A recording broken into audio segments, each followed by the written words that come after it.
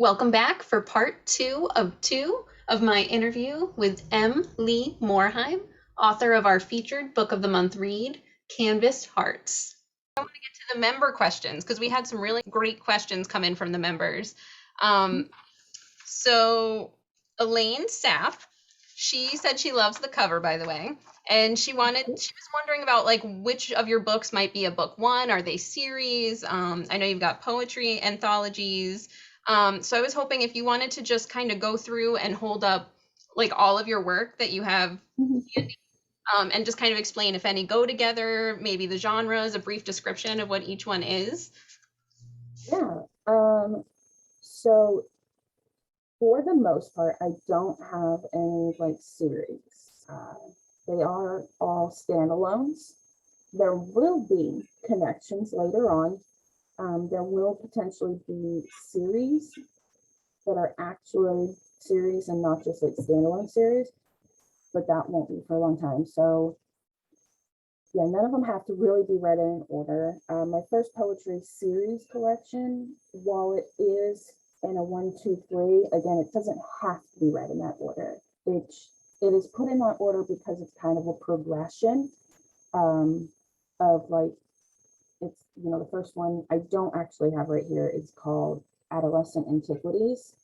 And so that was kind of like the very beginning of, it's all poetry that I wrote when I was a lot younger, never shared with anybody. So it's kind of where the title comes in there. And then the second one is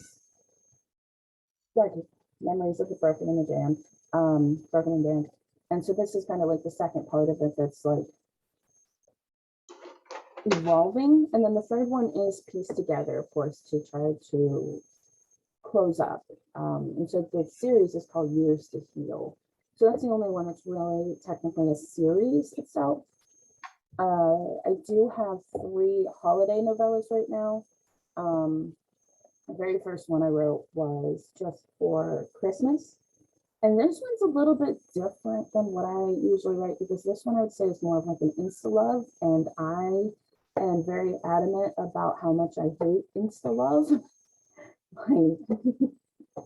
I do. No.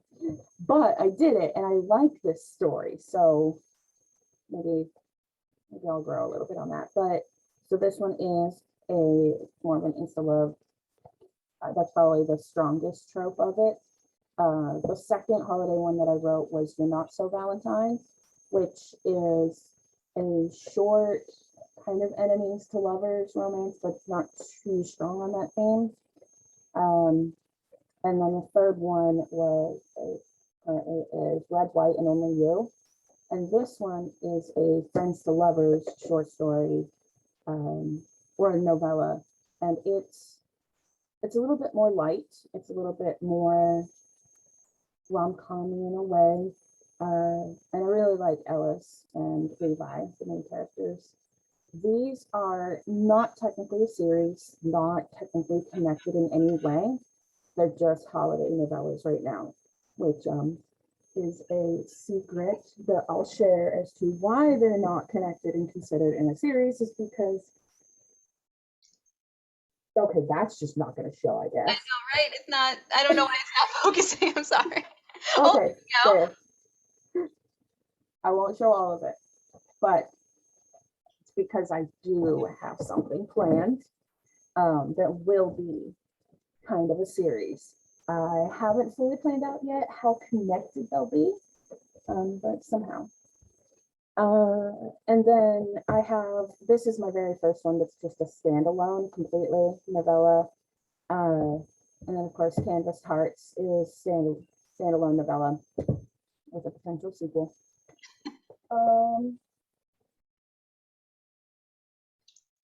So yeah, they all have strong themes, I'd say, a balance between kind of contemporary romance and women's fiction.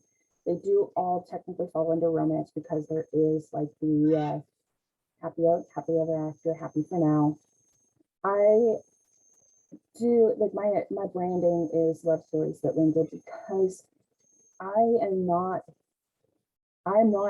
like determined to have a happily ever after in all of them, not in the romantic sense. So that's where I have a lot of contemporary women within it too, is that it's very focused on the main character's journey, the main character's life and all of that. So I think I've got kind of a good balance there with those. So it can kind of hit on a few levels what maybe people are looking for. I don't know if that answers the question very well or not. No, it does. I love that because you're giving everybody a sense of your writing style too, like what they can expect. Because it sounds like it's almost kind of hard to place your books into a genre because you take it in such a cool direction. Like you give it its own way of not quite being a romance, not quite, like it doesn't fit into those standards we're used to. So I really appreciate that you went into that detail because life, isn't really a fairy tale. Sometimes you want to read that, and other times you want to kind of just be real. So I think I think that's really cool what you do with your work. Yeah, and it's been a difficult journey because that is who I am and that's who I want to be. But because I don't fit into a specific box, it does make it a lot harder to really get out there and everything. But I can't not be myself as a writer. I can't go completely off into one specific region just to try to fit in, because it just wouldn't feel natural that way. But I did remember I do have a few anthologies too. Two of the ones I was in are no longer available, but the stories in those will eventually, like my stories in those will eventually come out. But our most recent anthology that I put together with Shannon is this poetry collection where all proceeds go to PCOS awareness, and it's got 24 poets. And then Shannon, Bridget, and I did one over Christmas, kind of a Christmas one, but doesn't have to be during Christmas, called A Taste of You.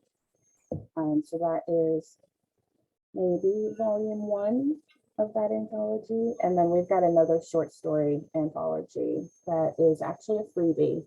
So I can share the link for that if anybody wants that. Kind of a few short, quick, fun stories. Yeah, that'd be awesome.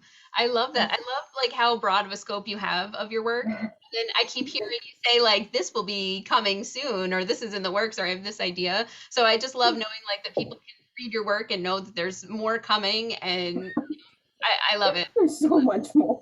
It's crazy. And that's exciting because you don't like when you find an author you love, like you don't want to run out. You want to know there's something else coming. So that's perfect. Let's see. We have some questions that I think are going to kind of mesh together into one conversation, and we've already kind of touched on it. So I think I'll just kind of read all of it together, and then we'll just kind of discuss it as a whole. So Stephanie Nietzsche first, she said, congratulations on your April feature quote winning the voting poll. And she was wondering how you chose the title Canvased Hearts, and was it your first pick, which I know that we know it's not your first now. And then Sharon also wanted to know why you changed the new name of Canvased Hearts from Finney and the new cover picture. So I know we've kind of started to touch on that a little bit. And I had also noticed, actually, I was looking through some of your reviews on Canvased Hearts from when it was Finney, and it had the artist picture on front. And there was this really great review where someone who is an artist wrote, "This is not the type of book I'd normally pick up, but I'm glad I did. The cover is actually what drew me in." So like she doesn't normally read romance, but seeing that artist and identifying with it. So I love that seeing your book has had this transformation already. So kind of just in general, we can kind of talk about that process of how the journey came for it to be where it is today, I think, with its title and cover to answer everyone's questions. Yeah, there's a lot of steps, a lot of parts to it. So first, I am horrible at naming my books. Some of them came kind of easy, but some of them were just like scribbled so many different options on like post-it notes, with them up, and like, gave them my husband, or told other people like, hey, what sticks out to you, and just kind of slowly figuring it out. Like Maven's character, Love Unfiltered, it was called Maven for the longest time because I couldn't think of anything. But in specific to Canvas Heart and me is that when I was first writing her story, I don't think this will spoil anything, but her name is Finley, and she had a moment with her painting instructor who they were working on something, and he said fini, which is finished in French, and she thought he said her name, and so it became the nickname, something that he called her, because part of it also was that she couldn't finish a painting. She kind of, it had so many connections to so many different things that has happened in her life that it was just difficult for her to finish anything. So that's where that title fitting came in. So for me personally, and once you read the book, it makes sense. But before you read it, it doesn't really make much sense. It doesn't give enough to the story. And while I do still love the original cover, I had a long conversation with Kat Savage, who is an amazing indie author, but also amazing with like marketing skills and just helping other indie authors and helping people to kind of figure out their brand and everything like that. And she told me, she's like, it just doesn't grab the attention you're looking for, because this story is a bit more women's fiction than it is romance so much. It's a little tip heavier on that scale. And so looking at a lot of women's fiction, you see covers that don't necessarily have somebody on it. They are more kind of like title with, you know, elements like that. And so it's, kind of fitting into that a little bit. And so Canvas Hearts, it was really kind of an interesting, I don't even remember exactly how I came up with that. I think part of it was like one of the suggestions was like unfinished canvas, and I was like, oh, but the whole point of it is, like getting to that finish point. So I took basically most of the books off of one of my shelves that could be considered women's fiction, and I just laid them all out, looking at all the covers, trying to figure out what I really wanted to portray. And the one cover that really helped with that was actually Confess by Colleen Hoover, because in that has a lot of painting in it as well. And it was just such a simple cover, and it portrayed enough that I was like, all right, I think I kind of know what I want. And I came over and I proceeded to make well over, I think, almost 40 different cover ideas for this before I finally got to where I wanted it. And I just wanted something that kind of tied painting into it, plus also that there is a romance element to it.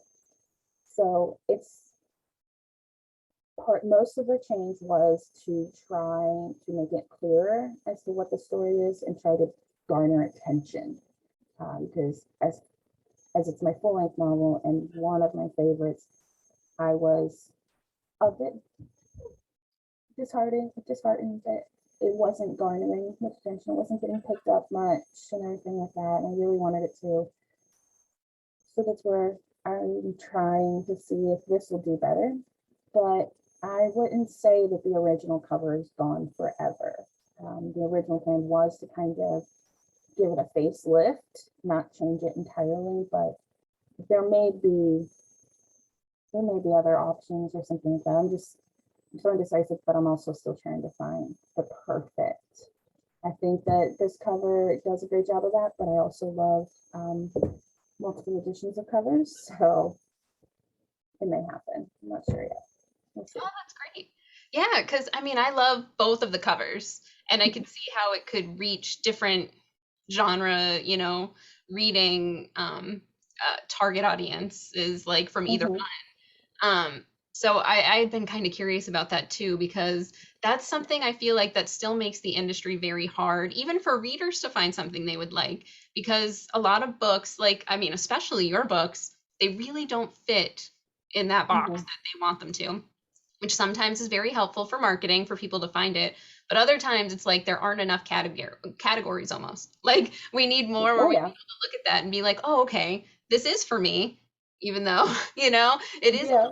than the normal. So I like that you're doing that, that you're giving those facelifts to your book and giving it different covers and helping it reach other people. So that's really cool because I've seen authors do that in general. Sometimes they just change to make it more modern or, just Hmm. kind of put it back out there again. So I love that.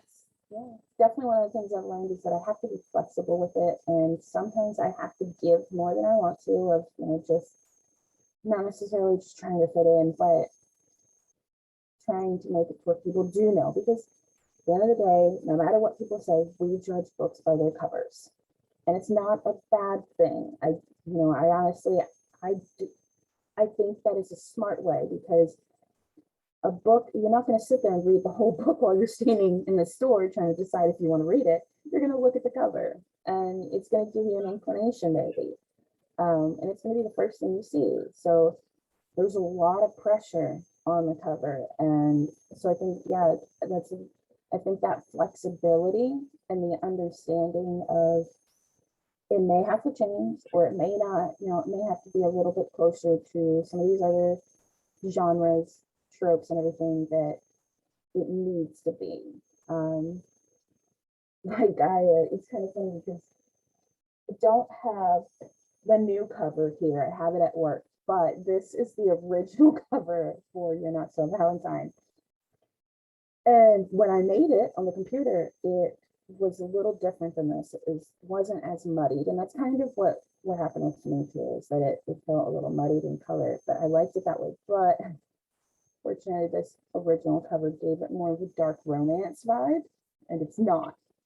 So that one was the first one to need a facelift. Are you planning on updating all of your books? Like, is this something you're going to kind of do as a constant maintenance kind Mhm. of your books?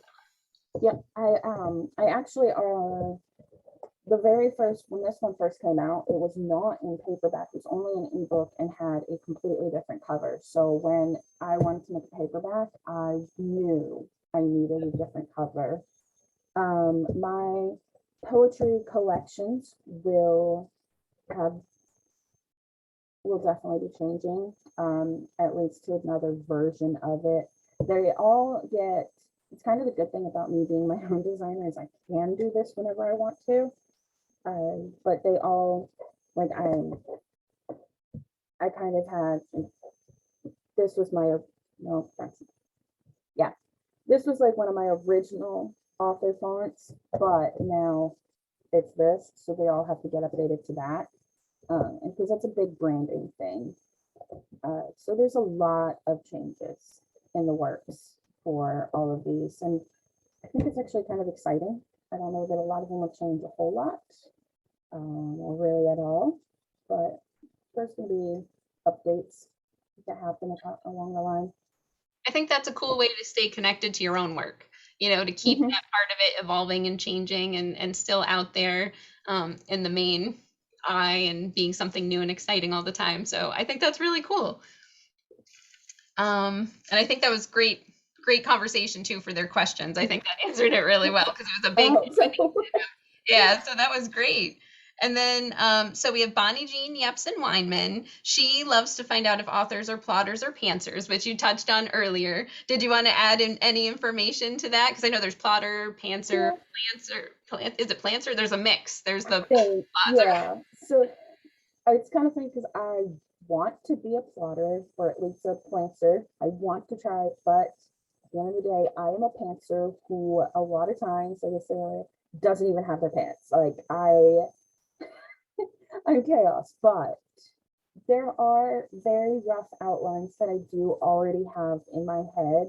So, and I am learning how to plot just a little bit better, but in my own version of plotting, which has helped a lot. So, at the base of it, I'm still definitely a pantser, and I don't ever want to be a full plotter because I get excited how my stories change as they go, and it's fun sometimes to, if you just don't know how it's going to end or how that scene's going until you actually write it. So it's exciting for me. It keeps it alive for me. Oh, that's so cool. It does make it more fun. You're getting to kind of experience the story too in the way a reader Hmm. would. So then you know if it Hmm. excites you, it's going to excite the reader. So that is kind of cool about that. Hmm.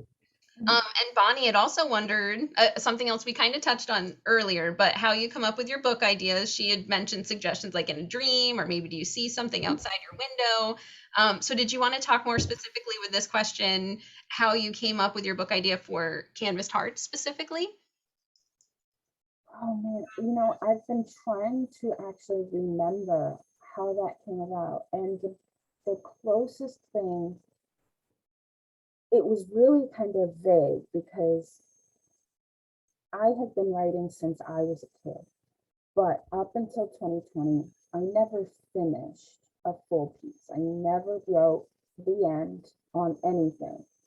And then I don't know what it was in 2020 that got me to that point. But I had a lot of things going on in my life. And of course, I think honestly, COVID helped with that. I felt like I had a little bit more time to breathe on my own. And so that was a big thing for me, a huge accomplishment for me, that up until that point I hadn't finished anything, and now I did. And so that was the big central theme. But also, and it's in the very beginning, the dedication of this book is to my grandpa, who was a painter. Um, and I would spend hours just sitting with him, watching him paint. And I always wanted to be a painter too, but I never thought I was great. And I've gotten better though. And so it was kind of a very more personal beginning of the story, of just wanting something that really portrayed me finally being able to finish something. And it wasn't just one.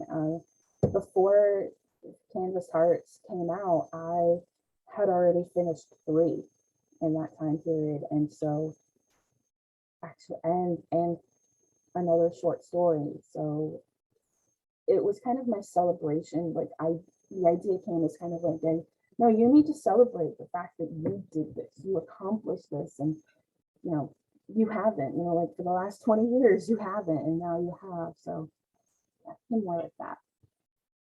Oh, I love that. It sounds like you kind of had like the basis of the idea kind of ingrained in you, from your childhood, which is kind of cool.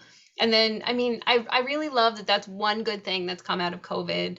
A lot of people kind of took things in a different direction in their lives. Like, what matters to me? Yeah. What do I want to do with this time? Like, Yeah. so I love that that's something that came out, on Hmm. that side for you as a positive too. And I mean, Yeah, that is, the amount of yeah. books that you've produced since then, by the way, is just phenomenal. I mean, that is spectacular that you've taken this time. I That's the only amount of time you've had to put out the books that you have. I think that's exceptional. That is so cool. it, it's definitely crazy. That is one thing that it was very hard for me to admit for a long time because I felt so bad about it. But I got very lucky. My husband and I got very lucky during this COVID time piece that neither of us lost our jobs. Neither of us, really had to struggle with anything like that. His job just transitioned to home, and the property management industry adapted tremendously. I mean, all of that. And it did give us the time for ourselves to figure out what we wanted to do more for ourselves. And it did really teach us what we want, what's important to us and everything like that.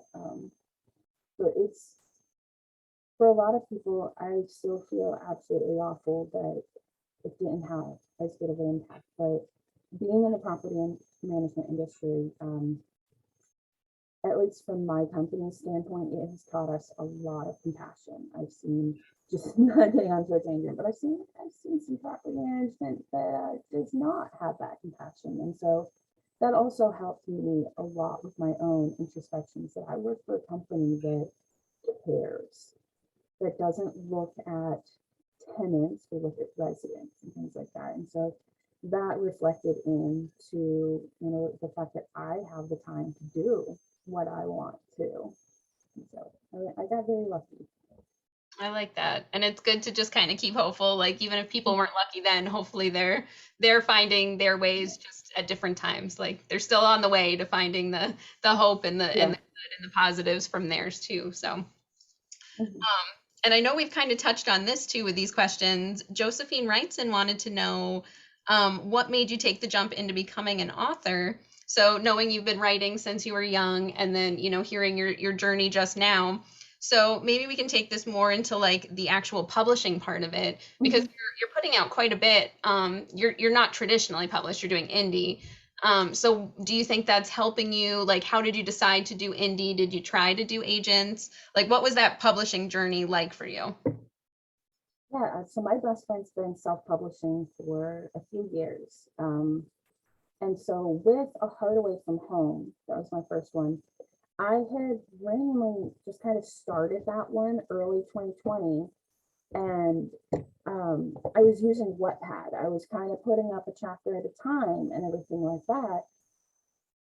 And I don't actually know what it was at that point where I was just like, you know what? I wanted I want to try this. I've been getting more and more into the indie book world. And that's when I kind of started seeing like I can do this on my own. I can self-publish, and it was easier than I made it out to be. It's still very difficult, but it was easier. I realizing I could do it myself and not have to find an agent, not have to query and everything like that was huge for me because I'm a control freak. And so I think that was kind of the transition, was that I really I got to the point where I was like done with not doing what I wanted. Um, and so I took a huge leap and started out as an Amazon exclusive author. So they were, all of them were on Kindle Unlimited. And I started out kind of slow with that whole process and just kept going with it. I think it was just kind of the whole, yeah, like, I'm done not doing what I wanted. So I knew that indie publishing was the right path for me because of that control that I can have over it and do it myself. I think that is the right way for you because it is different for Mhm. everybody.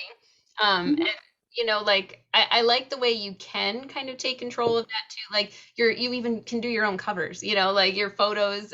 Like it seems like Mhm. a good space for you, and to be able to put out so many, because I think it is maybe a little slower in the traditional sense of publishing. I think they Yeah. do take longer to put stuff out. There's more steps to the process.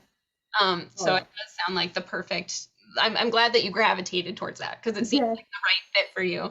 So we had also been talking about the quote that you got voted in. There's the quote at the beginning of your book. Her canvases were a mirror into his own heart. As a writer, we do put a lot of ourselves, into what we're writing. I just thought it was so beautiful, and it just made me think of like writers. Like it made me think of you sitting there writing this book. It just made me wonder, what is your favorite part of you that you mirrored into this book? Is it in Finley, like and your the things that you match up with her, or is there something in the book in general, or a theme, or just something that you're most proud of that you kind of took from yourself and just put right in there? I think it's kind of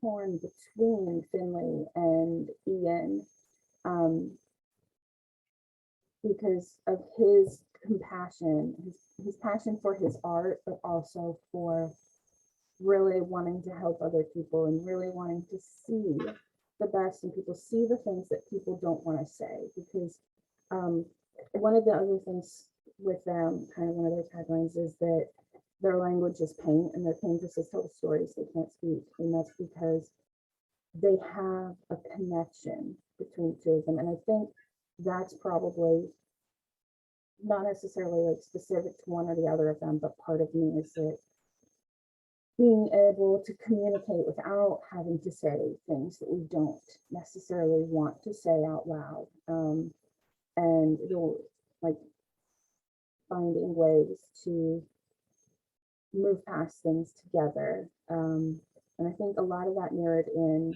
with like my own journey of trying to heal from some things and learning that I have my things to hear from, and then also a little bit of a balance, like with my husband and I, like, it can go both ways of us helping each other, even with if we don't have to say it.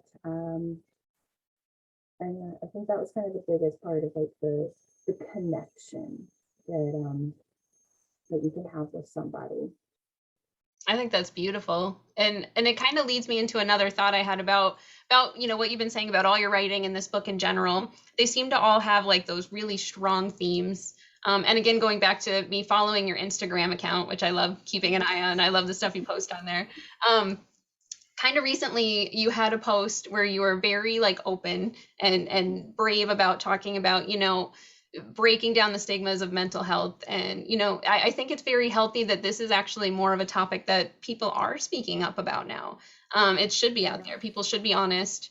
And like you said, like use things as a way to heal and see what they need. So I mean, is this like a really big theme behind all of your writing? Like, are you also kind of trying to put stuff out there that people can identify with and help them? Yeah, that's actually it's been a big, it is definitely one of my biggest, I'd say, themes just across the board.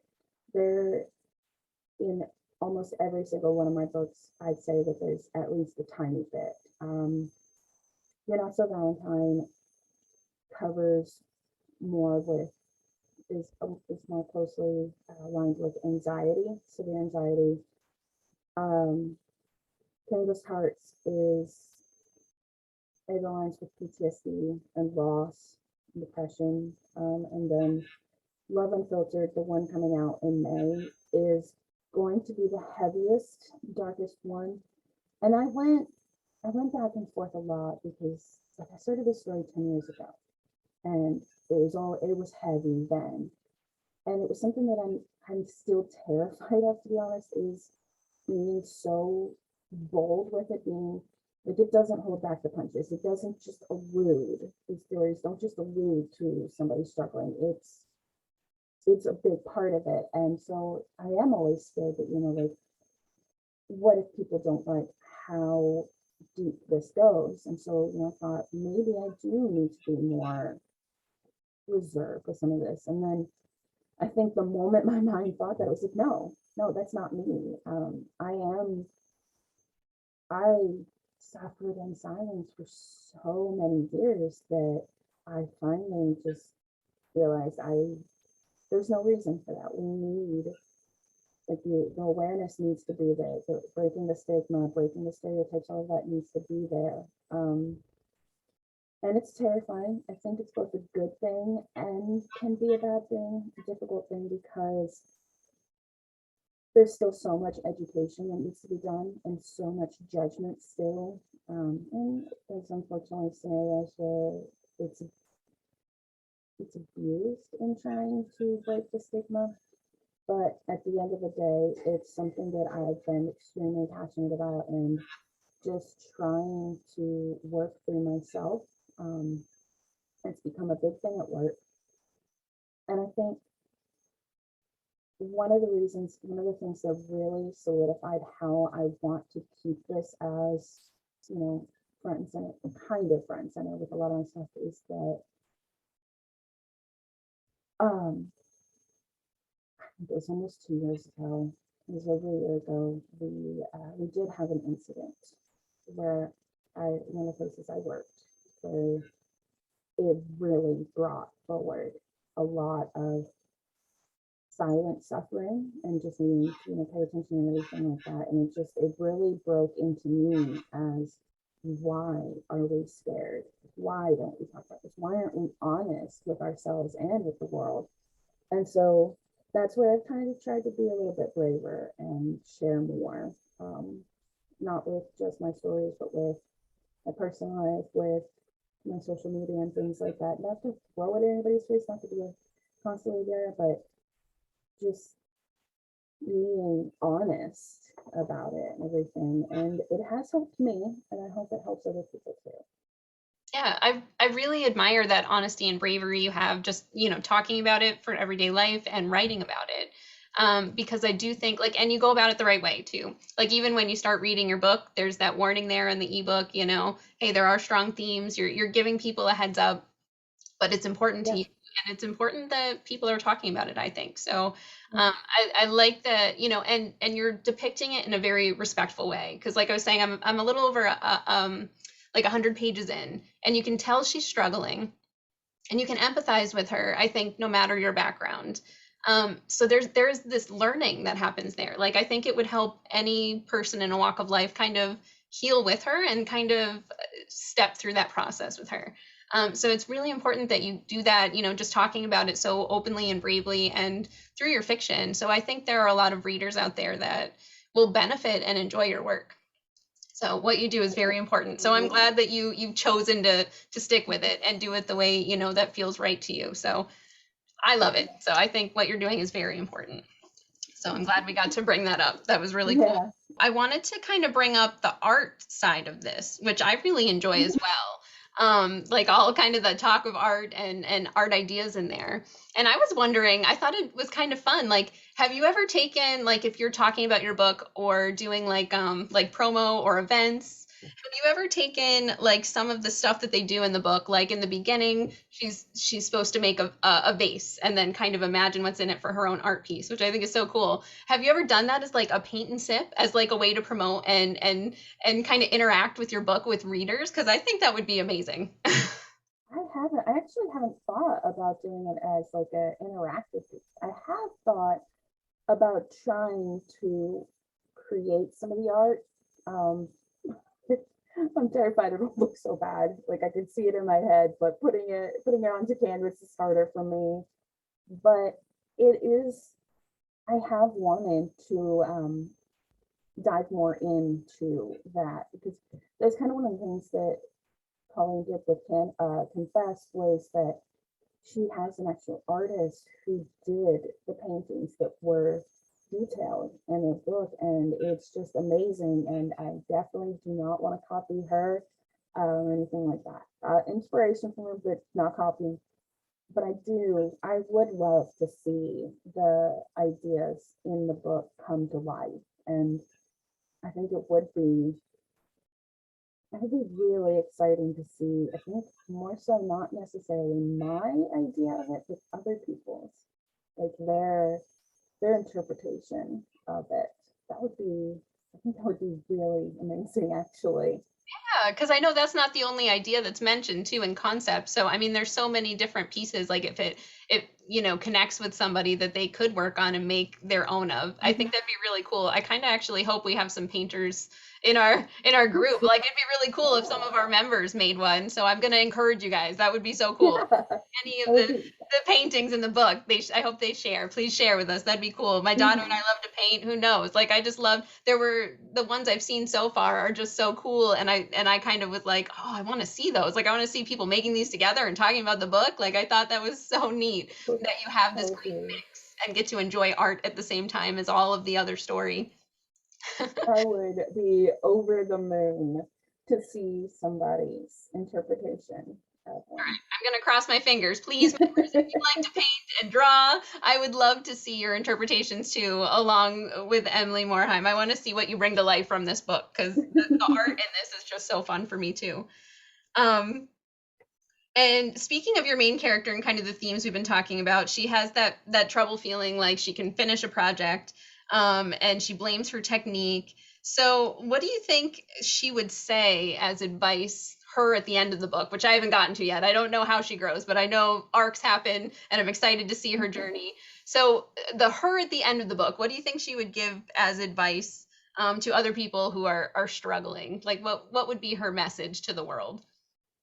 I think it actually aligns with the same advice I could give for like writer's block or anything like that. It's just do it and don't force it. You know, if it's not working, walk away. You know, come back to it later. But do it and don't expect perfection. You know, that's one of the reasons why abstract painting can exist. You know, is that it's what you want it to be. Don't think about what you want other people to see. Don't worry about that. Just do what you need to do.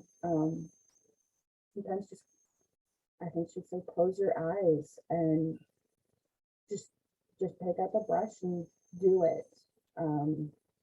And see what happens, see what comes out of it. You know, if it doesn't look good at all, you know, so what?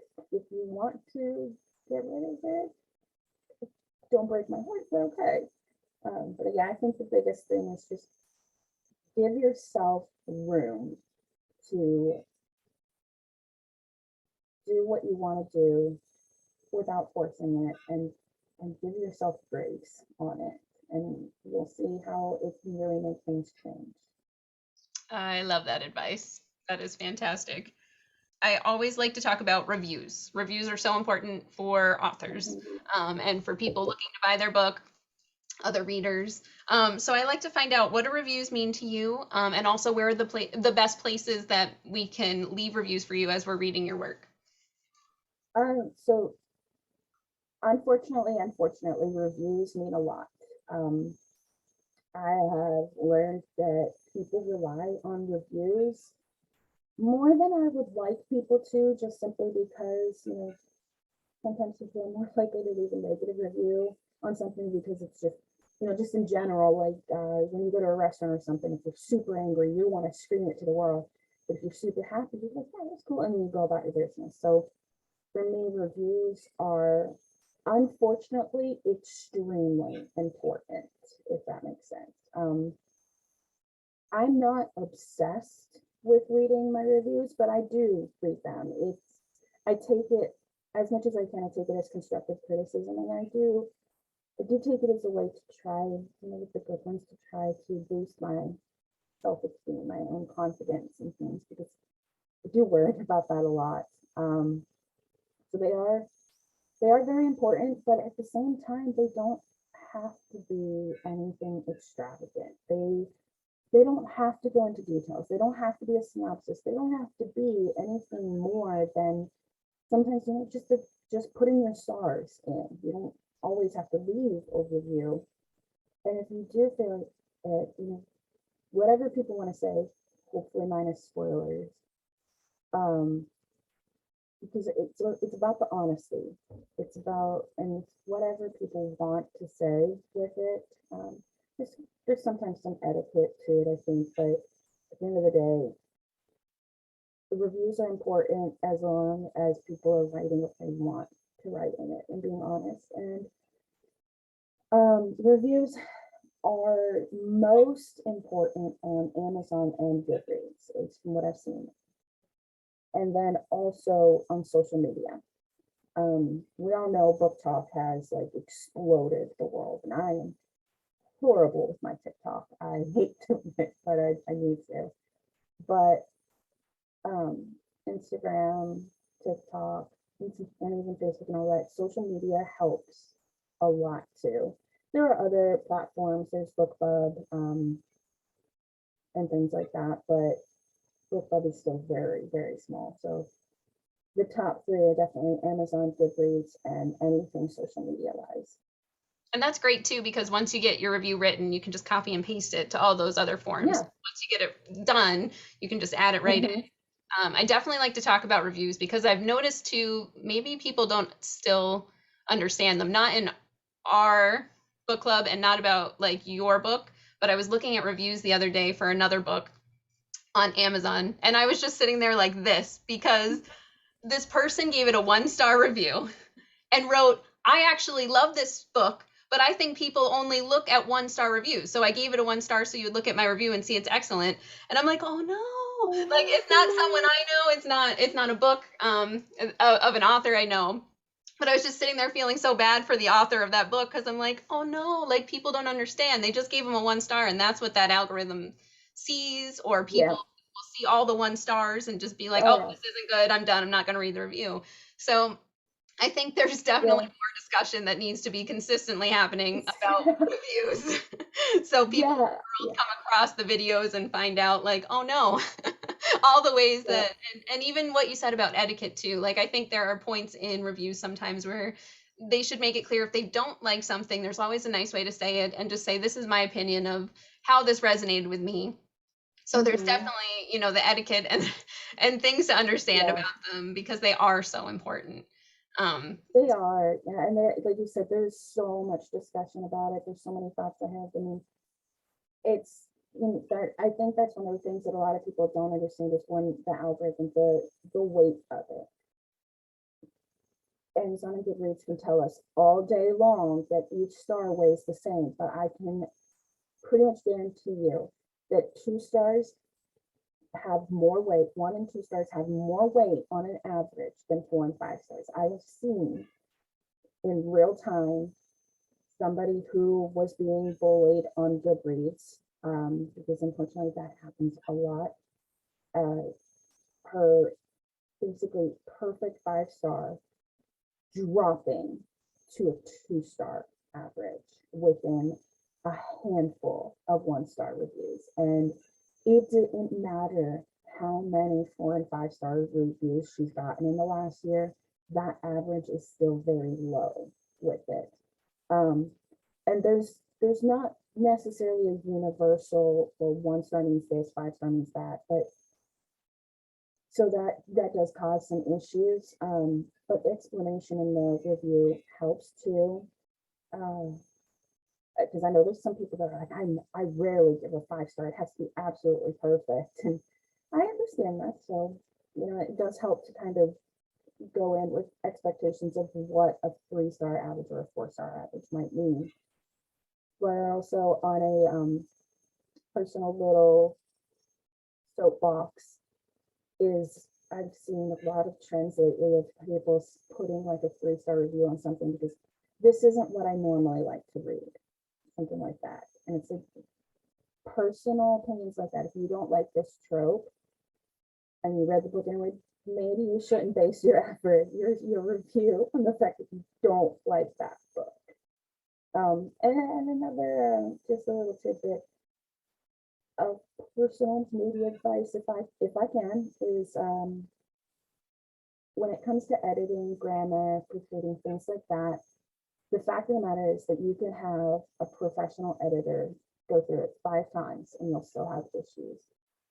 It needs to be edited, it does need to be good, but also it can be improved over time. A lot of people go back years later and they re-edit it or anything like that. And so reviews that focus a lot on grammatical mistakes can have a detrimental impact even years later after it's been fixed. So that's just something I have to throw in there. yeah. Remind me. No, that's a good point too, because no matter how many eyes you have on a book before it goes out into the world, something's gonna get missed. Mhm. There's so many words in there, there's so much going on, something will get Oh missed. yeah. And you know what? Oh For me, yeah. I actually kind of like when I find something that's misspelled, I kind of feel like a detective. Like, and then Yes. it takes me out in a good way because then I'm picturing the author sitting there writing it, like just feverishly getting this idea down, and it just Mhm. felt so right to read it that it just, you know, it stayed there. So I kind of like that behind the scenes feeling. Like Yeah. like I I do feel like I'm too. kind of like, ooh, look, like this feels real. Like I love Mhm. that process feeling of it. So Oh yeah.